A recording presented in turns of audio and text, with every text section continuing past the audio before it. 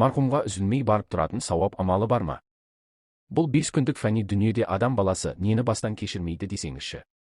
Мынау пендешілік өмірге беріліп кеткеніміз соншалық, қызығына қанбай, қамшының сабындай қысқа ғұмырымыздың қалай тез зымырап өтіп жатқанын аңғармай да қалып жатырмыз. Таң атады, лезде кеш болады. Тіпті уақыттың берекесі жоқ сияқты. Қамшының сабындай қысқа ғұмыр деп қазағым текке айтпаса керек. Қарнымыз тоқ, көйлегіміз көк. Қағанағы қарық, сағанағы сарық болып, өміріміз мәз-мейрам, уайым қайғысыз өтіп жатқанда, аяқ астынан ажал құшып, бақилық өмірге аттанарымызды бір сәтте болса да ойладық па? Жоқ, ойлағымыз келмейді ғой сол. Біздің өмірімізде, тіршілігімізде мынау жалған дүниелер ғой. Көзге көрінбес жылдамдықпен өтіп жатқан уақыт мынау, бүгін бар адамымыз, таңертең ұйқыдан оянбай қалып, бақилық болып жатқаны анау. Қазаның, қиыншылықтың, қайғы-қасіреттің дәмін татып көрмей, оның не екенін түсінеміз бе? Әрі оның жетемізге жетпеуі де қиын-ау.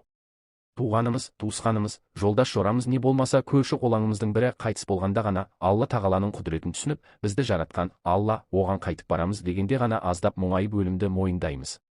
Сонда ғана қазаның қандай ауыр жан азабы екенін түсінеміз, еріксіз көзімізге жас келеді. Менің айтпағым да ол емес еді. Менің айтпағым маған қойылған сұрақ еді. Ол сұрақ марқұмға үзілмей барып тұратын сауапты амал бар ма дейді. Жағдай былай болған еді. Жалғыз ұлы бар танысым дүние салған. Сол марқұмның жалғыз ұлы осындай сұрақ қойды. Бұл сұрақ шынымен ойланарлық екен. Ал кәнеки бәрімізді толғандыратын осы бір жан тебірентер сұраққа қасиетті Құран мен хадистерден жауап іздеп көрейік. Бисмиллахи-рахмани-рахим. Қасиетті Құранда Алла тағала пенделеріне бұл фәни жалған дүниені ақыреттің бір күніне де тең болмайтынын қатаң ескертеді. Құран бізге дүние тіршілігінің мерзімі қысқа, нығметінің аз екенін, ойын-сауыққа еріп, дүние қызығына алданып қалудан сақтандырады. Ал ақырет нығметі айтып жеткізе алмайтындай мәңгі, ондағы тіршілік пен өмір тұрақты екенін ескертеді. Алла тағала қасиетті Құранда былай дейді: бұл дүние тіршілігі тек ойын ермек, өткінші нәрсе, нағыз өмір ақыретте дейді. Анкабут сүресі 64-ші аятта. Пенде дүние тіршілігіне беріліп, бала-шағаның қамы деп, иманнан, құлшылықтан ғапыл қалмау керек. Ақыреттік амалды ұмыту, немесе немқұрайлық таныту, өзекті өртейтін өкінішке ұрындыратыны хақ. Мал-мүлік, балалар, дүние тіршілігінің әшекейі, ал бақилық ізгіліктер Раббыңның құзырында сауабы жағынан да қайырлы, ақыреттен үміт ету тұрғысынан да қайырлы дейді.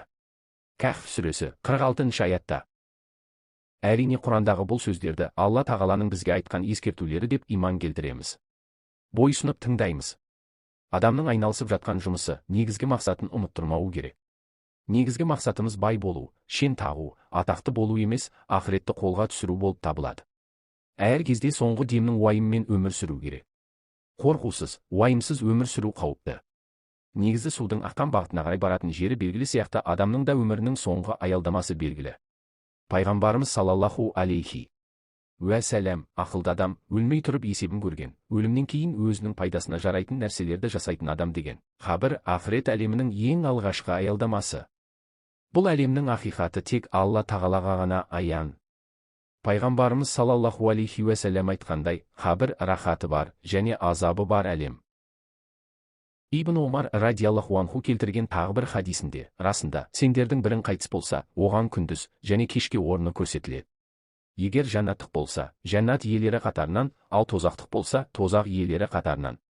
Сөйтіп оған, бұл Алла сені қиямет күні, өлім осы дүниедегі уақытша өмірдің аяқталуы, мәңгілік әлемнің, яғни о дүние өмірінің басталуы деген сөз. Өлімнің келуімен адамның бұл дүниедегі өмірі аяқталып, амал дәптері жабылады. Жақсы жаман амалдары да тоқтайды. Алайда Алланың қалауымен кейбір кісілердің амал дәптері өлгеннен кейін де жабылмай ашық қалып, артында қалдырған игі амалдарының сауабы үздіксіз жазылып тұрады. Бұл жайында имам Мүслимнің сахих хадистер жинағында сахаба Әбу Хурайра радиаллаху анху риуаят еткен пайғамбарымыздың саллаллаху алейхи уәссәләм хадисінде былай дейді: адам қайтыс болса, амалы тоқтайды. Тек үш жолмен сауап үздіксіз барып тұрады. Тоқтаусыз садақа, ел игілігі үшін салған көпірі, мешіті, медресесі, мектебі, ауруханасы тағы басқа. Пайдалы ілімі, артынан қалған ізгі ұрпағының дұғасы делінген. Мүслім, Тирмизи, Әбу Дауд, Ахмад. Сахаба Әбу Хурайрадан радиаллаху анху жеткен тағы бір сахих хадисте пайғамбарымыз саллаллаху алейхи уәссәләм былай деген: мүмін пенденің өлгеннен кейін де сауабы барып тұратын амалдары мен ізгіліктері келесідегідей. Бірінші, оқытқан және жайған ілімнің сауабы. Екінші, артында қалдырған салихалы ұрпақтың сауабы. Үшінші, мұра қылып қалдырған Құран кітаптың сауабы. Төртінші, тұрғызған мешіттің сауабы. Бесінші, жол баласына, жолаушыларға арнап соққан үйдің сауабы. Алтыншы, жүргізген өзеннің сауабы, су жүргізсе, арқасы мысалы. Жетінші, тірі кезінде, денсау кезінде мал дүниесінен бөліп берген садақасының сауабы өлгеннен кейін де барып тұрады. Ибн Мәжә Сүнән. Сахих хадис. Садақаның тағы бір түрі жария садақа. Жария садақа дегеніміз не? Ол нені білдіреді? Көпшілігіміз оны ашық түрде жасалған садақа деп түсінеміз. Бұл садақаның түрі де бірнешеге бөлінеді. Жария садақа дегеніміз ол үзілмейтін садақа. Мейлі адам қайтыс болып кетсе де, артынан үзілмей, үздіксіз тоқтаусыз барып тұретін садақа. Сахих Муслимде келгендей, адам өлгеннен кейін жасаған амалы тоқтайды. Бірақ мына үш нәрсенің сауабы тоқтаусыз барып тұрады. Алғашқысы садақа жария, екіншісі пайдаланылатын ілім, соңғысы ол үшін дұға жасап жүретін бала деген екен. Және тағы бір деректерде Муаз ибн Анас радиаллаху анху айтады, пайғамбарымыз салаллаху алейхи уә сәлем айтты, кімде-кім ешкімге зұлым қылмастан және біреудің ақысын жеместен, қандайда бір ғимарат тұрғызса немесе біреудің ақысын жемей, зұлым қылмастан ағаш отырғызса, Алланың жаратылыстары одан пайдалана бергенше оған сауап жетіп тұра береді деген. Жоғарыда айтқанымыздай, жария садақа адам өлгеннен кейін де сауабы тоқтаусыз барып тұратын садақа түрі. Мысалы, мешіт тұрғызу, көпір соғу, аурухана соғу, кітап жазып қалдыру, бау-бақша өсіру, міне осылар жария садақа деп аталады. Мысалы, пақырды тамақтандыру ол да үлкен сауап, бірақ жария садақаға жатқыза алмаймыз. Өйткені берген асыңыздың сауабы ішіп жегеннен кейін тоқтайды. Алайда пақырлар тамақтанатын асхана салдыратын болса, онда ол жария садақа болып саналады екен. Яғни соғылған асхана бұзылмайынша немесе тегін тамақтандыруды тоқтатпайынша сауабы үзілмей тұрады. Имам Науаи деген дініміздегі ең ұлы ғалымдардың бірі, жария садақа ол уақыт деген екен. Ал уақыт дегеніміз қайырымдылық мақсатында халық игілігіне тапсырылған дүние. Уақып етілген дүниенің де сауабы үзілмей барып тұрады.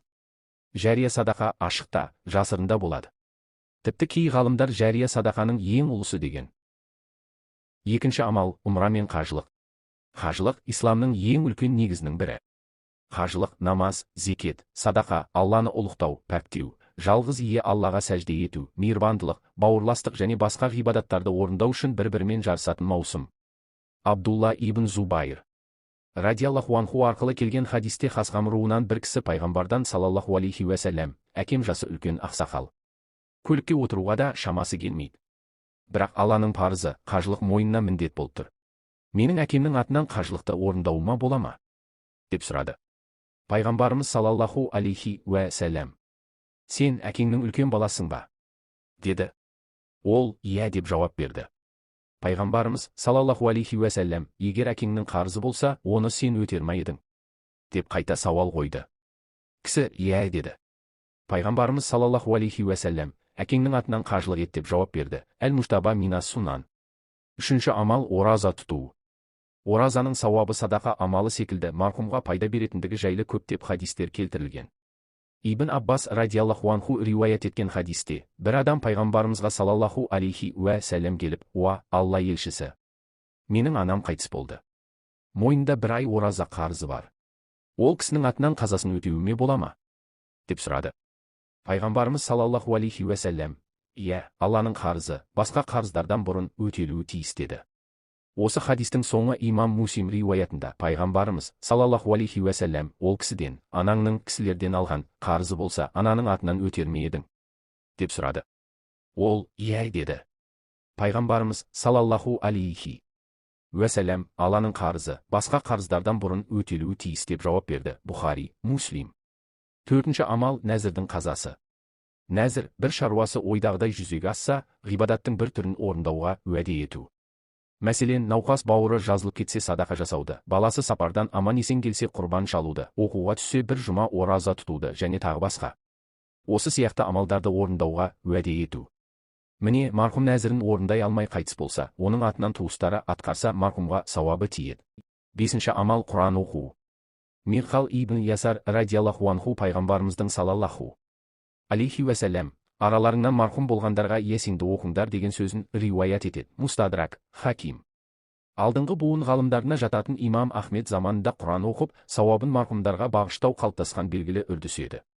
Миқал ибн Ясардан радиаллаху анху жеткен хадисте, Бақара сүресі, Құранның шыңы, оның әрбір аятын 80 періште алып түскен. Ал Аятул Курси аршының астынан алынып Бақара сүресіне қосылған. Ясин сүресі Құранның жүрегі. Кісі бұл сүрені Алланы және ақыретті қалап оқыса, оның күнәсі кешіріледі. Ясинді араларыңнан қайтқан марқұмға оқыңдар делінген. Муснад Ахмад 5:26-27. Имам Ахмедтен келтірілген тағы бір риуаятта, егер зиратқа кірсеңдер, Аятул Курсиді 3 рет және Құл хуа Аллаху ахадты оқыңдар, сосын уа Алла. Бұл сүренің сауабы зират марқұмдарына деп айтыңдар делінген. Исғаф 24, Әл-Муғни 3:518. Құран тилауат етіп, сауабын марқұмға бағыштау жайында фиқ ғалымдары жеткілікті дәрежеде талқылаған. Көпшілік ғалымдар бұл амалдың шариғатқа сай екендігіне тоқтаған. Ханбали фақихы шейх Абдулла бин Мұхаммед бин Хамид өзінің Ғоят Әл-Мақсуд кітабында бұл тақырыпқа арнайы тарауды арнаған. Онда 4 мәзһаб ғалымдарының тұжырымы кеңінен келтірілген. Құран бағыштау үлгісі. Фатиха. Ауғузу биллахи минаш шайтанир ражим. Бисмиллахи рахманир рахим. Әлхамдулиллахи раббил аламин. Ар-рахманир рахим. Малики яумиддин. Ияка нағбуду ва ияка настағин. Ихдина сиротал мустақим. Сиратал лазина анамта алейхим ғойрил мағдуби алейхим валаддалин. Әмин. Әмин әр уақытта іштен айтылады. Ықылас сүресі 3 рет. Бисмиллахир рахманир рахим. Кул хуаллаху ахад. Аллаху самад, лам ялид. Валам юлад. Валам якулаху куфуан ахад. Садақаллахул азим. Субхана роббика роббил иззати, амма есифун ва саламун алал мурсалин ва алхамдулиллахи роббил аламин. Ұлы Алла осы оқылған Фатиха, Ықылас сүресінен болған сауапты адам атамен Хауа анаға, пайғамбарымыз Мұхаммед салаллаху алейхи ва сәлламға, барша дүниеден өткен пайғамбарларға, сахабаларға, шахидтерге, дүниеден өткен барша мұсылмандарға, өзімнің дүниеден өткен ата-бабаларыма, әке-шешелеріме, туған-туысқандарыма аты жөнін айту керек, бағыштадым. Алла. Ол кісілердің рухтарын осы оқылған Құран аяттарымен нұрландырып, қабір азабынан сақтап, жандарын жәннаттық ете көр. Бұл дүниеде біліп-білмей істеген күнәларын кешіре көр.